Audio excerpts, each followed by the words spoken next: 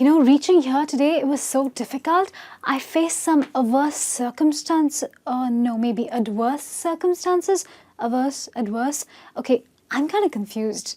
Does this happen to you? Like, do you also get confused between certain words and then end up misusing them? Well, which is why we've come up with today's lesson. Today's lesson is about words that are commonly misused in the English language.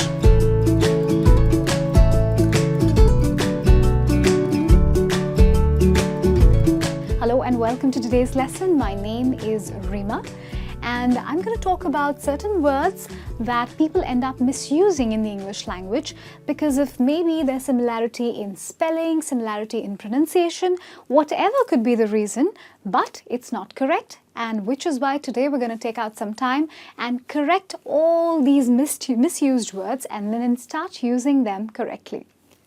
Okay, so the first word that I have for you is adverse, and most often it's confused with averse. Okay, could be because there is only one extra D in adverse as compared to averse, and the words appear similar. Now let me tell you what the meaning of adverse is. The meaning of adverse is something that stops progress.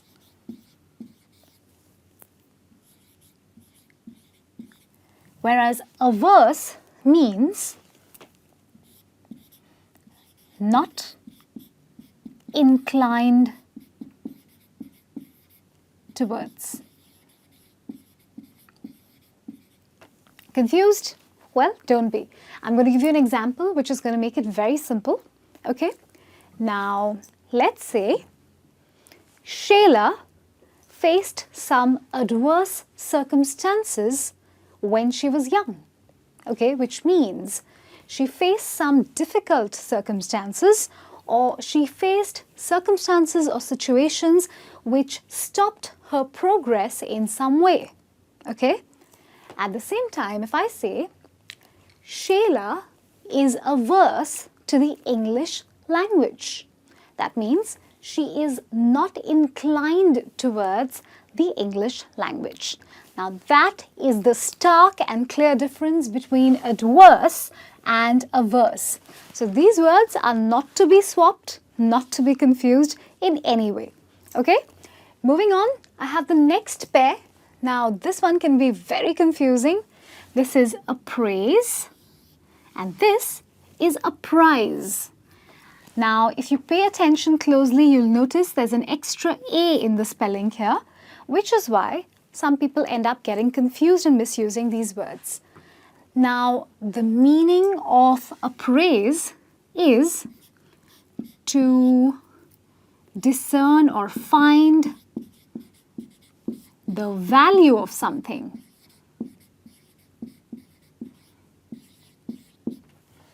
Okay? And apprise means to inform someone about something. Now, if I have to give you an example, I'll say, I tried to look at the car and appraise its value. Meaning, I tried to look at the car closely, I tried to inspect it and find out or guess the value or the cost of the car. Okay? But if I have to use apprise, I'm going to say, when Susan came home, I apprised her of the situation. Meaning, when Susan came home, I informed her about a certain situation. So that's the difference between appraise and apprise. One means to find the value of some object or something, okay? And the other one means to inform somebody about something. Moving on, I have another pair. Now this one can be very confusing. Bemused and amused. My God, they sound so similar, right? Okay, but bemused actually means confused or bewildered.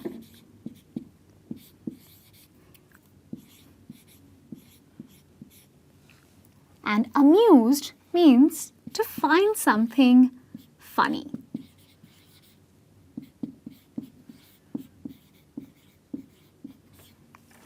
Okay, So let's say you're watching a film with a very complex plot, a very difficult to understand story. So you could say something like, the complex story of the movie left me bemused, meaning it left you confused and bewildered and you kind of felt a little lost there.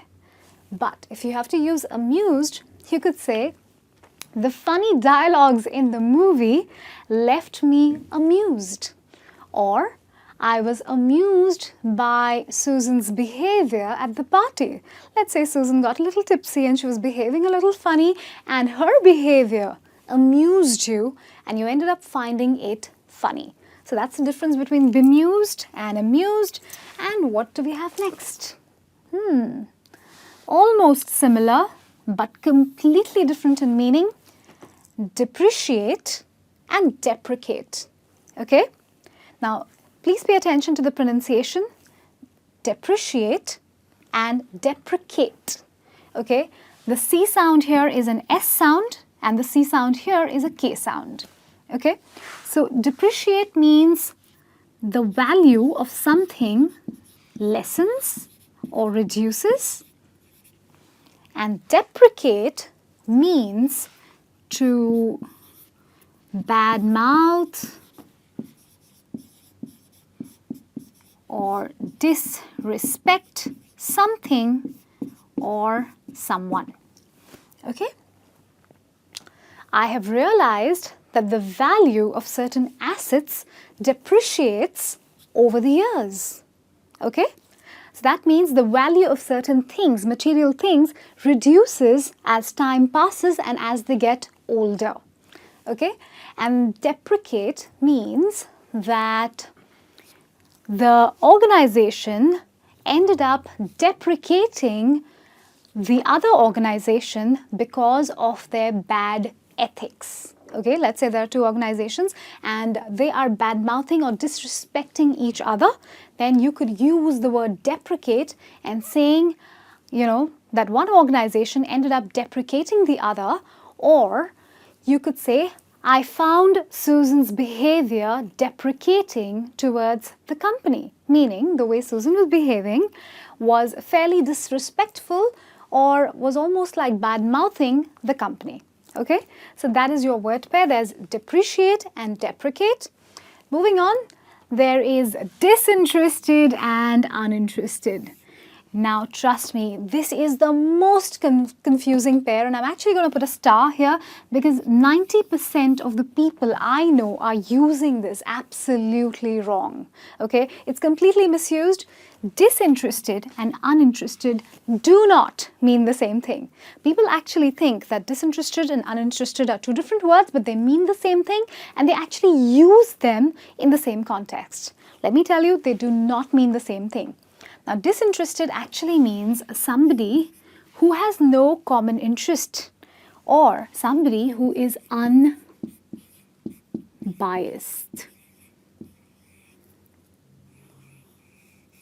Okay? Now, let's say two friends are fighting and I am the disinterested party. Does not mean that I'm not interested in the fight. It means that I'm the party or I'm the person who is not biased in this fight, who doesn't have a particular opinion that sides either with one party or the other. I am the neutral party, which means I'm the unbiased party or the disinterested party. Okay? Moving on, uninterested is fairly simple. It means you're just not interested. Okay? Not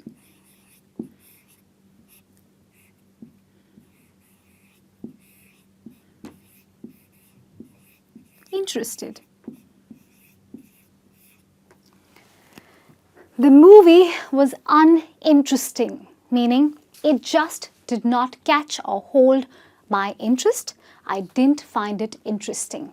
Okay? But I will not say that I was disinterested in the movie. I will say I was uninterested in the movie, because if I said I was disinterested in the movie, it meant that I had no opinion of the movie. I didn't particularly like it or dislike it. I was completely unbiased towards the movie. I hope I've made this difference clear and that you will be very careful next time when you're using disinterested and uninterested. Moving on, the next one, now this one's a complete killer because this can really make me burst into laughter. Enormity, okay, and enormousness. Most people think that these two words actually mean the same thing. So they actually say things like, the enormity of the ocean moves my heart. And they believe that they're being very poetic and very polished. Let me tell you that the meaning of enormity is, it's going to surprise you, great evil. Okay? Which means enormity cannot be used for something as beautiful and poetic as the ocean. It needs to be used for something as negative as a tornado or a tsunami. So the enormity of the destruction that the tornado caused was overwhelming, right? Because enormity means great evil or great negative.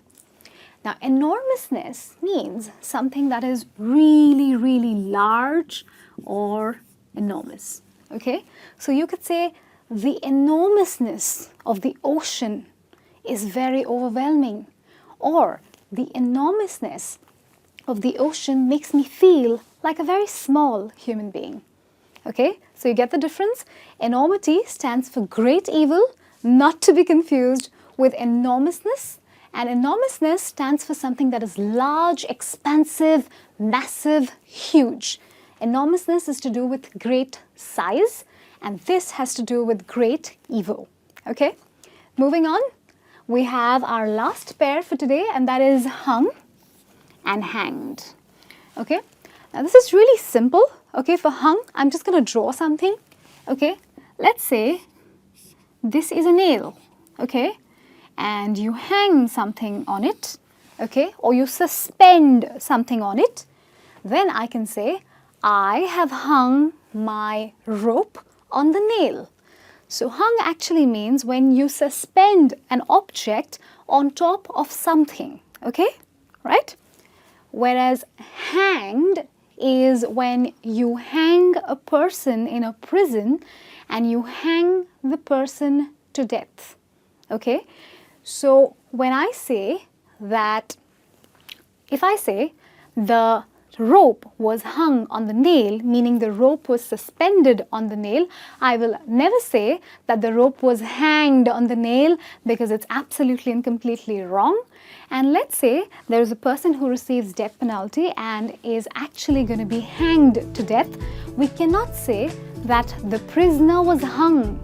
Because if we say that, it means that the prisoner was suspended on top of an object and kept there. When we're actually trying to say that the prisoner was hanged, meaning the prisoner had a rope tied around his neck and he was hanged on and suspended till he died. I hope you're able to get the difference. Well, those were my words which were most often misused in English. I really hope today's lesson was enlightening for you and that from now onwards you will use these words correctly. It's time for me, Rima, to sign out, say bye-bye and take care. I'm going to catch you very soon with yet another lesson.